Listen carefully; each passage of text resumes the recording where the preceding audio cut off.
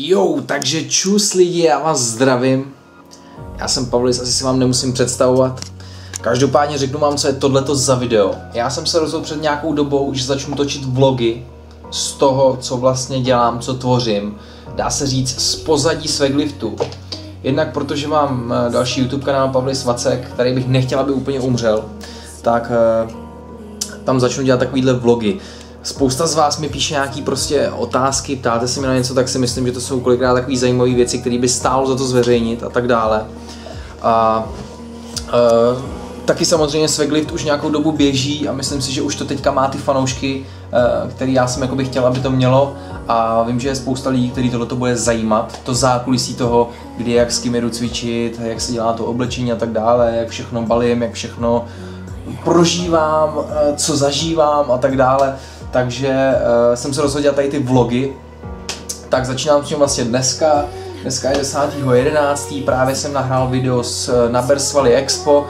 Jsou to rozhovory vlastně s osobnostma. Strašně mě nasral YouTube, takže jsem to vydal hrozně pozdě. Zase nějaký problémy.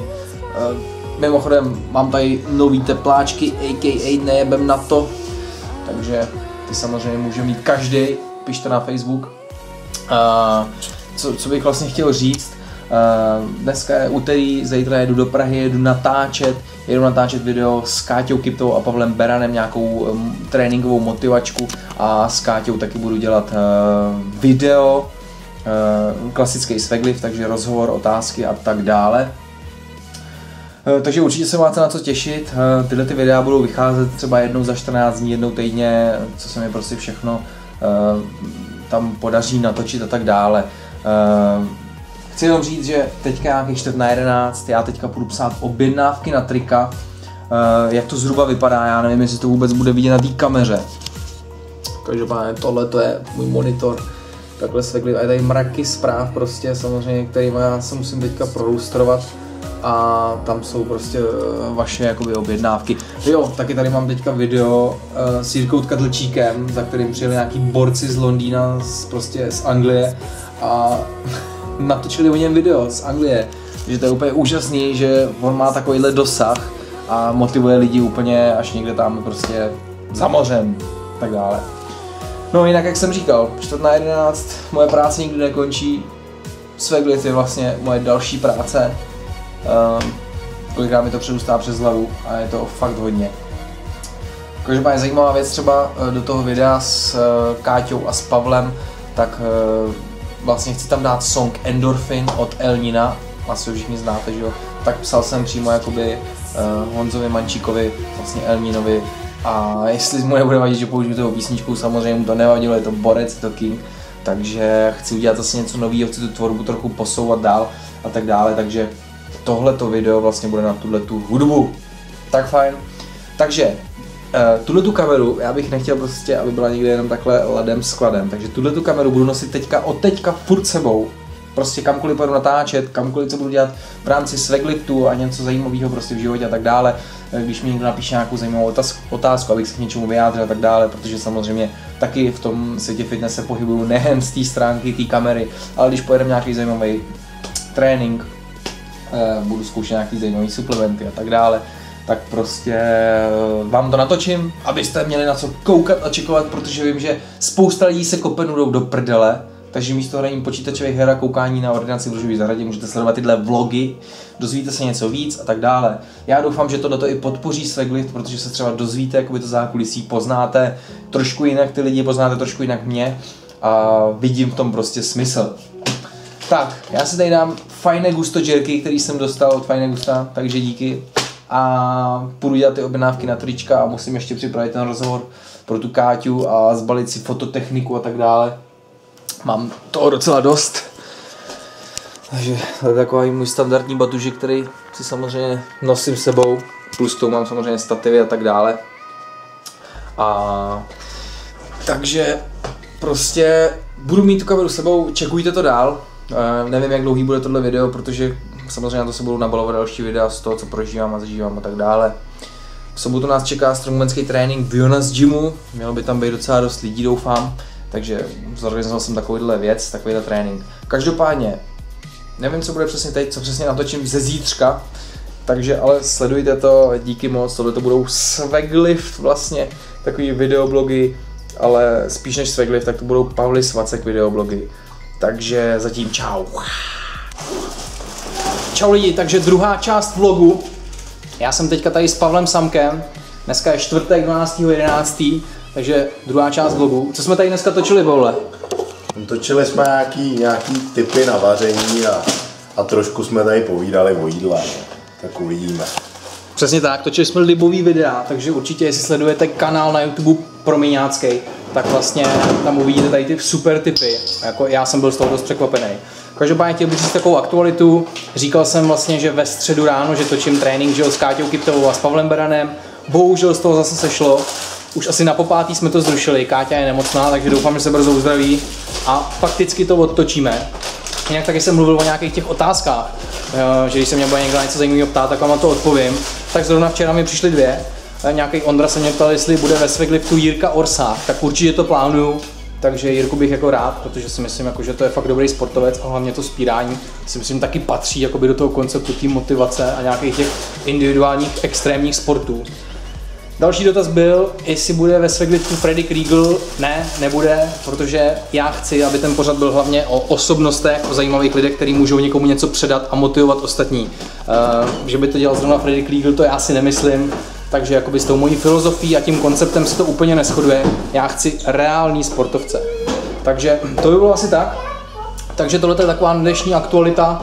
Dělali jsme tady fakt zajímavé věci, takže to určitě čekujte. Promiň YouTube channel. S Pavlem natáčíme takovéhle výborné věci. Takže máme to bylo maso tady, jo. Ale ne maso z Teska. Z Teska byla čokoláda. Jo, maso jede máme. Made.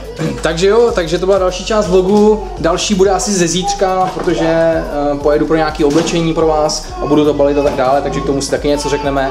V sobotu bude nějaký strongmanský trénink v nás gymu a tak dále a mám pro vás nachystaný nějaký další novinky, co se týče, chtěl bych dělat nějaký ty motivační semináře a tak dále, tak o tom vám možná nějaký řeknu víc. Tady ještě se podívejte, co tady Pavel ukuchtil. Takže máme tady nějaký úplně libový koláč. Mega zdravý a fakt dobrý, vláčnej. A superový tyčky, který si teďka asi fakt budu dělat furt, protože je to brutální mazec. Takže já to nechci nějak moc natahovat, říkal jsem, že tady ty vlogy budou takový rychlo postřej, takže mějte se pěkně a zase další nějaký části, která nevím, kdy bude. Čau. Ještě Pavle, rozluč se, řekni nějaký slovo na závěr. To nevím teda. Řekni, proč Promin, proč by lidi měli kupovat Promin? Proč si myslíš, že to za to stojí? Protože si na nic nehrajem. Výborně. Mějte se. Takže čus. Dámy a páni, takže se sešli jsme se na předávání cen Slavík za rok 2015 a za tvorbu získává Slavíka Pavlis. Čau lidi, takže je tady třetí část vlogu. Tohle to byla moje krásná přítelkyně Alenka. Čau lidi. A já bych vám teďka chtěl říct vlastně, jak vypadá posílání triček, vlastně, který vám každý týden distribuju a tak dále. Tak myslím si, že to je taky zajímavý. Já jsem chtěl dneska vzít kameru do Shop 102. Mimochodem dostal jsem tenhle ten snapback, ten Army snapback, takže kdyby někdo takovýhle chtěl, tak si napište na Shop 102. Je to 102 Gym, je to taková motivační značka mýho kámoše, který vlastně vyrábí všechny ten merch pro vás a ty trika a tak dále. Ale dají se udělat i swaglifťácký, jo, takže asi myslím, že ten talíř mi moc nesluší, takže takhle to je lepší. Tak, každopádně, tady máte takhle nějaký trička, je to zase pěkná hromádka, myslím, že to je 11 triček, objednáváte i trička CT Fletcher, takže to je fakt úžasný. Takže, my tady teďka s láskou budeme balit ty trička, pak máte pytlíky, do toho dáte ty trička, najebem tam nálepky, nejebem na to, chápete, prostě, cajkyš.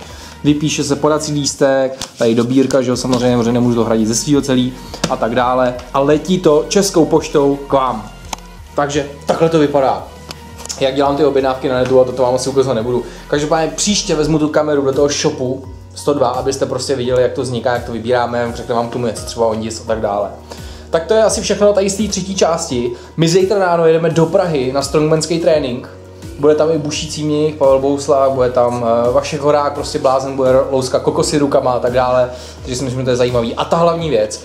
Příští týden, 21. listopadu, nesmíš chybět v nás gymu v Praze, kde bude mít Jirka Tkadlčík otevřený trénink. Je to vlastně poslední trénink před mistrovstvím světa v Norsku. Já mu tam chci takový speciální dárek, který si myslím, že ho vystřelí na měsíc a motivuje ho úplně na roky dopředu. Tak nic, tak my jdeme balit trička, je to většinou několika hodinová záležitost. Jdeme. A vy se mějte pěkně a další část bude zítra. Jinak jsem chtěl říct, včerejší vlastně část 12.11. ve čtvrtek, tak přijel jsem někdy v noci domů prostě kolem 12. Točili jsme s Pavlem ty věci, takže to byl fakt hardcore. Takhle to prostě funguje, no. Z práce do další práce, pak domů vyspat se, dneska jsem zase něco točil a tak, teď zase jdeme dělat další řeholy, jdem balit trička, ale samozřejmě já jsem hrozně rád, že to nosíte a že vás to baví prostě a chcete to mít, trika a tak dále. A teď mám brutální dežoví, úplně se mi zdá, že už jsem to jednou točil tohle. I tebe. Bání. Ne, to byla černovláska. Vidíte? A takhle já to mám. Takže mějte se pěkně, peace a u další části čus. Čus. Ale jsem říct co na závěr. I ty máš navíc, myslím na to, nejebem na to. Nejebem na to. Jo, takže čus, zdraví vás Elfie Prince Pavlis. Dneska jsem tady s klukama, borci pozdravte. Ahoj. Čau. Takže sešli jsme se dneska v sobotu 14.11. na trénink v Strongmanské Wellness Gymu. Tady po mý levici je Pavel, takový můj sparring přes strongmanský tréninky tady v Praze. Každopádně mělo nás tady být toho trošku víc, ale to nevadí, takže každopádně tohle je čtvrtá část vlogu, který vlastně točím. Zítra je neděle, zítra to vyjde, pánové, budete slavní. Se nedělá. Do jisté míry. Takže až příští. Takže my dneska odjedeme nějaký bomby na strongmanský trénink, určitě sem dám nějaký prostřih z toho, co tady budeme otáčet nějaký pneumatiky, budeme chodit joky, budeme chodit těžký kufry, prostě 100 kg a tak dále. Jak se na to těšíte? Výborně. Výborně. Mám ten tracker, co jsem, teda snapback, co jsem dostal od toho Hondise, 102 style, tak prostě to nosím, aby jako měl radost z toho. Takže vím, že v tom vypadám jako kokot, ale on to má taky, ale prostě abych mu udělal radost, tak budu za kokota. Jsem na to zvyklý. Tak, každopádně, můžeme třeba říct, hoši, co dáváte před takovýmhle tréninkem? Dáváte nějaký suplementy? Určitě. Já teda dávám 2 odměrky na kopávače, nemůžu víc, aby mi nebouchlo srdce. Jo, já teda dávám 20 gramů toho, teda krušavinu a tam. No, tak ten je v píči, ten ani neví, co dává, ty vole. Ale kreatinu ne, Takže já to vemu takhle. Kreatin, jo? Jo, 20 gramů kreatinu. A pičo, rostou ti potom voxy. BCAčka, no jsem chlap potom, no, jako vodo. Jsem chlap jako vodo. Co ty, Pavle? Dáváš nějaký takovýhle suplementy? Poškádal BCAčkama, protože všechno ostatní už mi došlo. A co, ale nepozorujete někdo třeba, jestli mají na vás ty BCAčka sedativní efekt, jakože vás třeba uspávají? Necítíte to na tréninku? Co ty, Míro, si dáváš? Buštel s hořčicí? Klobásu. Klobásu. Tady měl domů klobásu. Tak fajn, tak to byl jenom takový úvod. Uvidíme, jestli dorazí nějaký další lidi. Mělo by nás tady být asi 10, tak uvidíme. Nějaký 11:30, dáme jim ještě čas. Každopádně bydem na tu dřinu, takže čekujte, všichni tady prostě budeme nějaký váhy. Takže sledujte to. Pic. Pojď.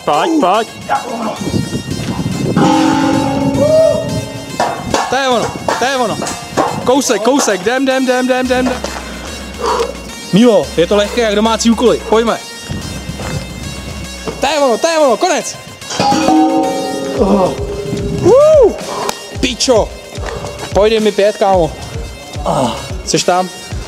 Ještě jsem myslel, ty vole. To je ončo, je tam jenom 200 pade, nic to není. To je ončo, Míro. Pojď, Míro, jdem. Pim pam. A pojď. Kousek. Hezky pojď. Jdeme. To je ono. To je hončo. Pojď, kousíček. To je hončo. Pojď.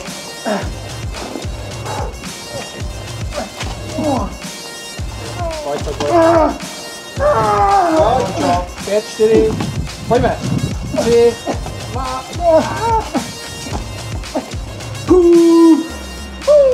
Pojď.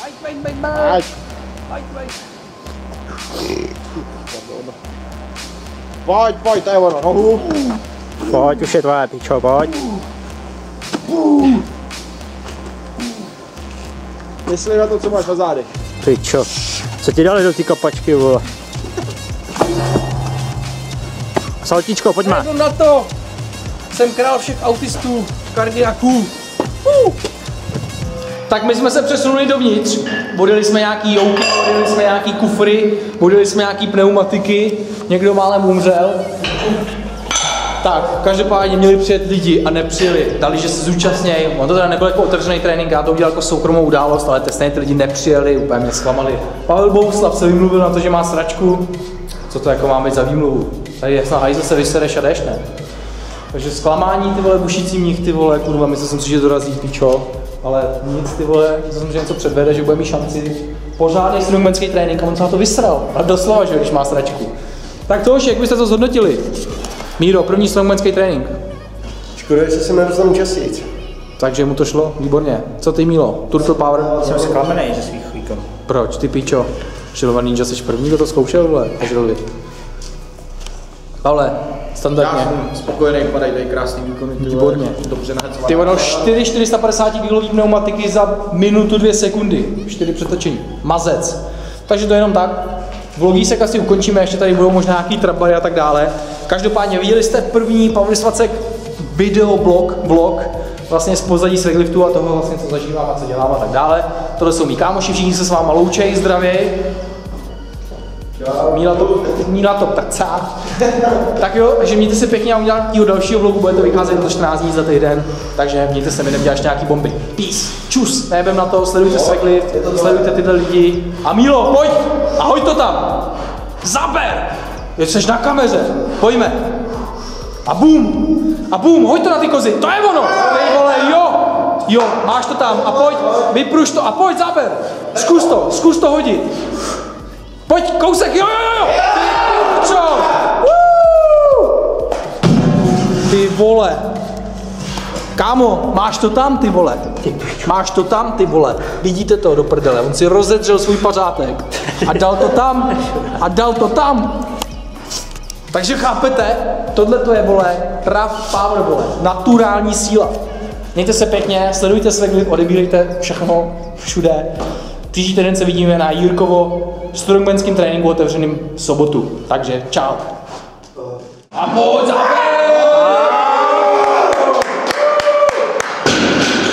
Tahej, pojď, zaber.